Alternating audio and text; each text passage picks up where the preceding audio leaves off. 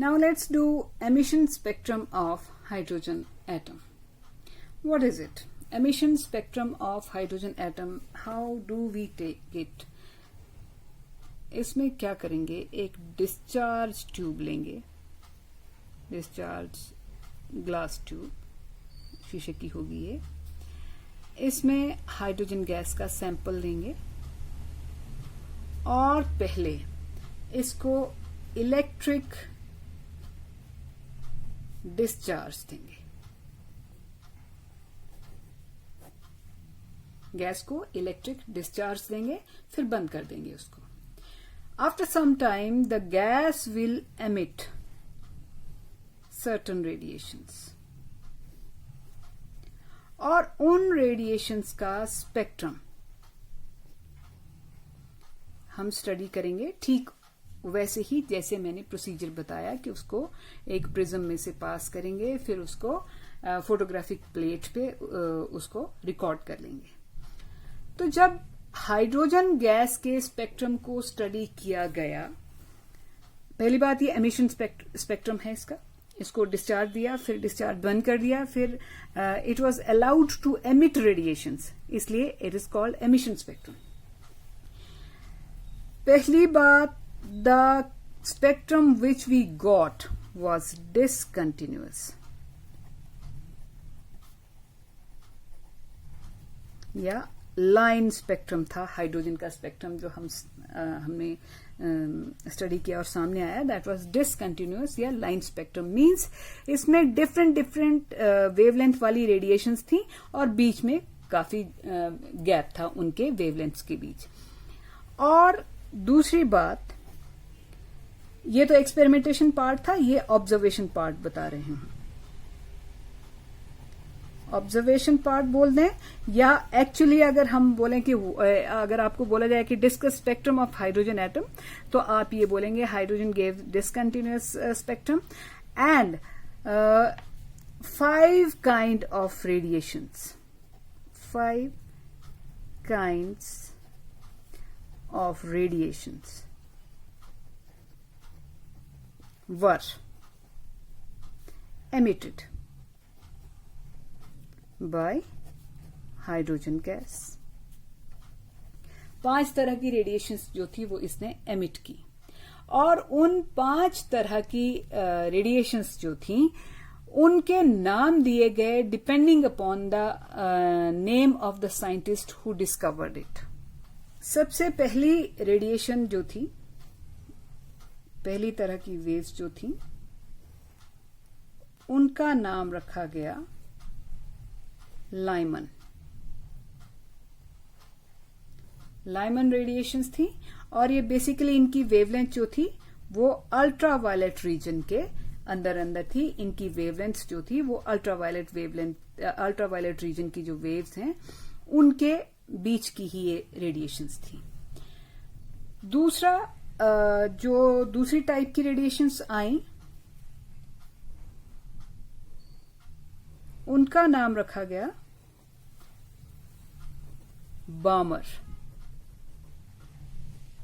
बामर radiations. और ये radiations जो थी ये विजिबल, मतलब इनकी वेवलेंथ वो है जो विजिबल रीजन हमने किया था, जो हमारी आंखों को भी दिखाई दे जाती हैं. ये बामर रेडिएशन जो हैं ये वो उस वेवलेंथ को कॉरेस्पॉन्ड करती हैं जिनको हमारी आंखें भी देख सकती हैं. लाइमन वाली रेडिएशंस को हमारी आईज नहीं डिटेक्ट कर सकती. तीसरी टाइप की रेडिएशंस थी, उनका नाम रखा गया पास्चन रेडिएशंस. और चौथी टाइप की रेडिएशंस जो थी उनका नाम था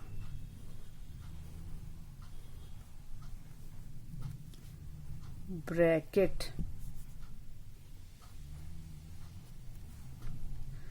और पांचवी टाइप की जो रेडिएशंस थी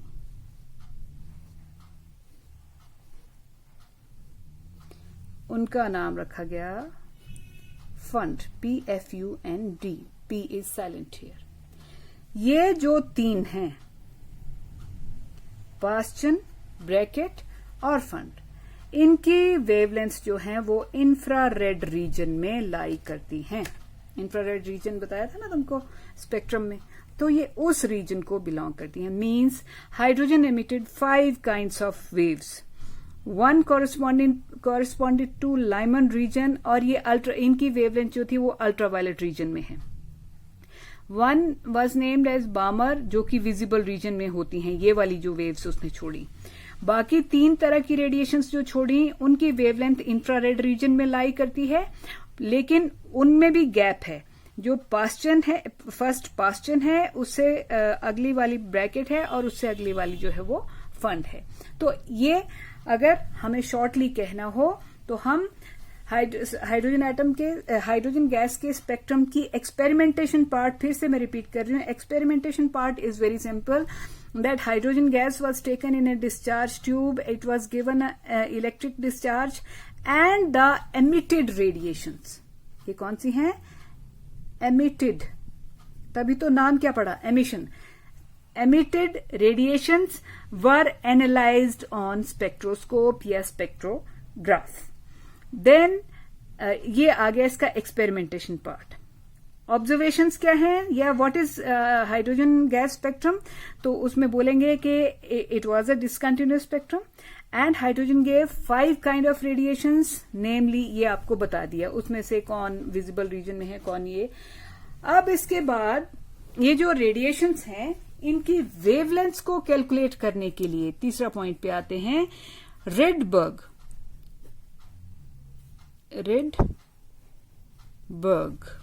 formula.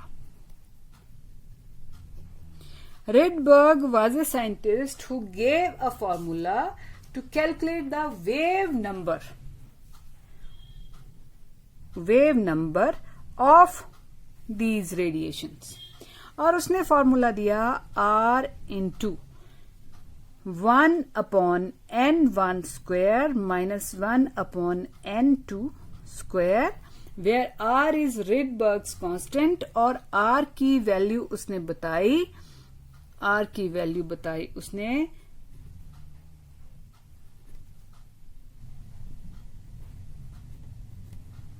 Centimetre inverse. This is value of Rydberg's constant। और इसमें एक और क्या बात बताई कि ये जो N1 और N2 हैं, ये इनमें N1 is constant for a particular series,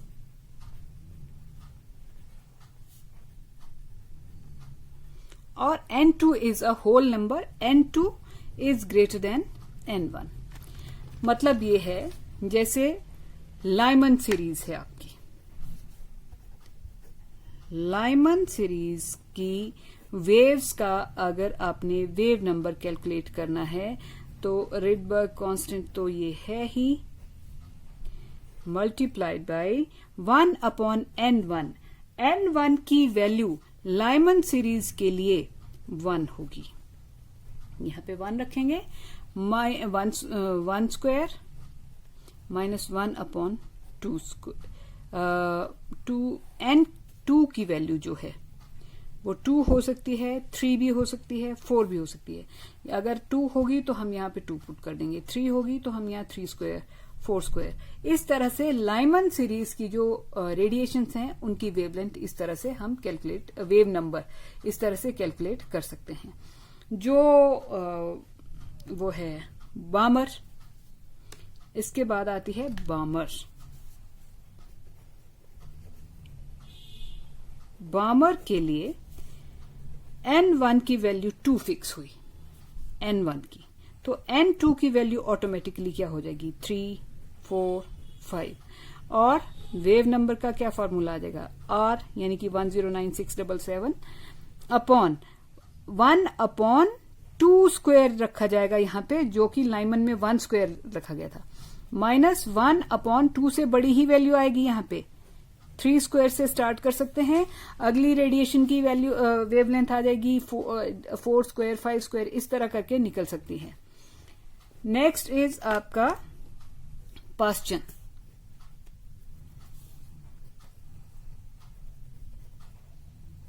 Paschen series के लिए n1 की वैल्यू 3 है और n2 की वैल्यू 4, 5, 6। तो वेव नंबर कैसे आ जाएगा? r into 1/3 square minus 1/4 square या 5 स्क्वायर, 6 स्क्वायर, इस तरह अलग अलग वैल्यूज इसकी रख लेंगे। फिर उसके बाद आएगा ब्रैकेट।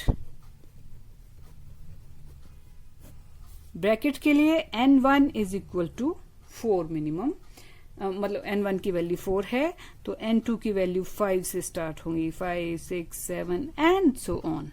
ये भी तो फॉर्मूला आ गया इसका, nu bar is equal to r into 1/4 square minus 1/5 square या 1/6 स्क्वायर, 7 स्क्वायर, कुछ इस तरह हो सकती हैं, अलग अलग वैल्यूज निकाली जा सकती हैं। और फंड सीरीज में जो थी उनके लिए n1 की वैल्यू 5 होगी तो n2 की वैल्यू 6, 7, 8, 9, 10 इस तरह से होंगी। और ये आ जाएगा r into 1/5 square minus 1/6 square से स्टार्ट करके आगे डिफरेंट वैल्यूज निकाली जा सकती हैं। और इस फॉर्मूला में एक मॉडिफिकेशन बाद में की किसने, और उस फॉर्मूला का नाम पड़ गया बामर्स फॉर्मूला। बामर ने क्या किया कि ये फॉर्मूला तो हाइड्रोजन के लिए था। बामर ने बोला कि हाइड्रोजन के जैसे और एटम्स का स्पेक्ट्रम भी अगर हम लें तो उस पे भी ये फॉर्मूला यूज हो सकता है, लेकिन इसमें हमें इतना फॉर्मूला तो केवल हाइड्रोजन के लिए था।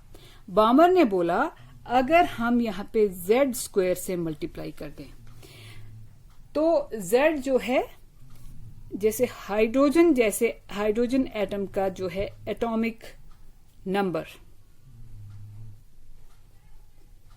1 है, तो यहां पे z की वैल्यू क्या रखेंगे? 1 रखेंगे। कोई हाइड्रोजन लाइक पार्टिकल के लिए ये फॉर्मूला जो था ये सूटेबल था। बामर ने रिडबर्ग फॉर्मूला में जस्ट z स्क्वायर इंट्रोड्यूस किया और इस फॉर्मूला का नाम फिर पड़ गया था बामर्स फॉर्मूला। तो हमें दो फॉर्मूला भी पता लग गए, रिडबर्ग फॉर्मूला और बामर्स फॉर्मूला। हाँ, लेकिन बामर्स फॉर्मूला में एक बात थी कि बामर्स फॉर्मूला, क्योंकि बामर्स सीरीज के लिए n1 जो है वो 2 होता है, तो बामर्स फॉर्मूला इसको तभी कहेंगे जब n1 की वैल्यू हम यहाँ पे 2 पुट कर रहे हैं। अब जैसे ही ये हाइड्रोजन का लाइन स्पेक्ट्रम पे रिसर्च हुई और इसके बारे में पता चला, वैसे ही रदरफोर्ड के मॉडल का फेलियर ऑफ रदरफोर्ड्स मॉडल वो कंफर्म हो गया। इससे पहले थोड़ा बहुत डाउट था कि ये सक्सेसफुल है या नहीं है, लेकिन इस हाइड्रोजन एटम के स्पेक्ट्रम के इमीडिएटली बाद जो था रदरफोर्ड मॉडल जो था उसको बहुत बड़ा धक्का लगा। वैसे हमने फेलियर्स इसके पहले भी किए हैं, बट क्योंकि स्पेक्ट्रम अभी किया है इसलिए थोड़ा सा रिवाइज करवा रही हूँ उसको। रदरफोर्ड का पहला उसको जो ऑब्जेक्शन या उसका फेलियर जो है वो तो ये काउंट करते हैं कि रदरफोर्ड ने कहा कि ऐसे न्यूक्लियस है और इलेक्ट्रॉन जो है उसके इर्द गिर्द सर्कुलर पाथ में घूम रहा है। तो इलेक्ट्रोमैग्नेटिक या वेव मैकेनिक्स वालों ने बोला कि इलेक्ट्रॉन जैसी नेगेटिवली चार्ज बॉडी जब दूसरी पॉजिटिवली चार्ज बॉडी के इर्द गिर्द घूमेंगी तो वो कंटिन्यूअस एक्सेलरेशन में रहेगी और ड्यू टू एक्सेलरेशन वो जो है लगातार एनर्जी छोड़ेगी। याद रखें क्या कहा, लगातार एनर्जी छोड़ेगा इलेक्ट्रॉन। तो पहले इलेक्ट्रॉन बड़े सर्कल में अगर घूम रहा होगा तो घूमते घूमते इतनी एनर्जी इसकी कम हो जाएगी कि अब इसका सर्कल कम हो जाएगा और अगले सर्कल में ये और बड़ी ज्यादा एनर्जी छोड़ देगा, लूज कर देगा और ऐसे करते करते करते करते करते करते करते electron should fall into the nucleus. Electron nucleus में ही गिर गया तो ये तो फिर से थॉम्सन मॉडल आ गया। उसी में होता है कि पॉजिटिव चार्ज बिखरा होता है और बीच बीच में इलेक्ट्रॉन गिरे होते हैं उसमें। सो पहला रदरफोर्ड मॉडल को ऑब्जेक्शन लगा था कि स्टेबिलिटी ऑफ एटम को ही एक्सप्लेन नहीं कर पाया था। It could not explain stability of atom that if this according to wave mechanics if electron follows a circular path around positively charge nucleus, so as electron is negatively charged and it is moving in a circular path, so it is under acceleration continuously, लगातार acceleration में है। So it must continuously lose energy and its circular path या orbit should become smaller, smaller, smaller and it will follow a spiral path to fall into the nucleus. Means electron will fall into the nucleus which never happens. So पहली बात तो electron nucleus में क्यों नहीं गिरेगा, इस बात का ये जवाब नहीं दे पाया। दूसरा था इसी चीज से रिलेटेड, वेव मैकेनिक्स वालों ने कहा कि इलेक्ट्रॉन जब सर्कल में घूम रहा है तो हर क्षण वो एनर्जी छोड़ रहा है।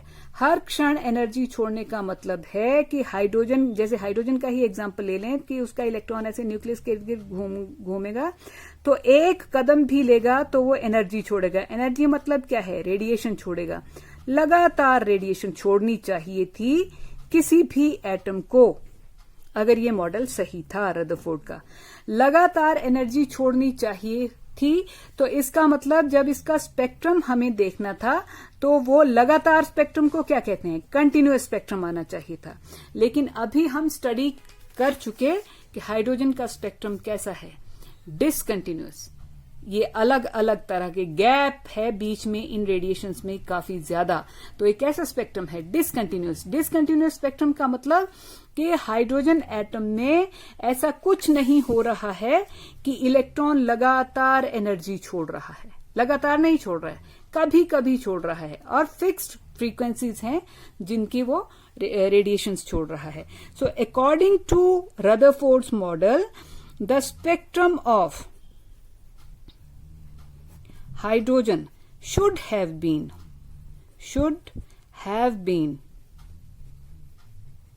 continuous.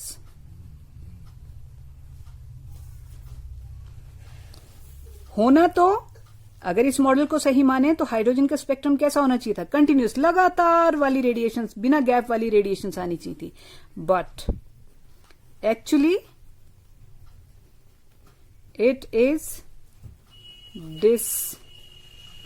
कंटिन्यूअस और लाइन स्पेक्ट्रम जिसे आप कह सकते हैं। और फिर तीसरा ऑब्जेक्शन जो हम पहले भी कर चुके हैं वो ये है कि वो रदरफोर्ड ये नहीं एक्सप्लेन कर पाया था कि किसी एटम में if it has more than one electron तो उनकी डिस्ट्रीब्यूशन कैसी होगी, कैसे इलेक्ट्रॉन ढेर बना के तो बैठ नहीं सकते, डिस्ट्रीब्यूशन कैसी होगी। मींस इस ऑब्जेक्शन को आप लिख सकते हैं कि Rutherford gave no idea about the distribution of electrons in atom. So अब आपसे अगर कोई रदरफोर्ड मॉडल के फेलियर पूछे तो ये तीन हमने पहले भी डिस्कस किए हैं, लेकिन उस वक्त शायद आपको ये कंटिन्यूअस और डिसकंटिन्यूअस स्पेक्ट्रम वाली बात समझ नहीं आई होगी। हाइड्रोजन का स्पेक्ट्रम करने के बाद हम इस चीज को बहुत अच्छे से एक्सप्लेन कर सकते हैं और समझ भी सकते हैं। Thank you very much.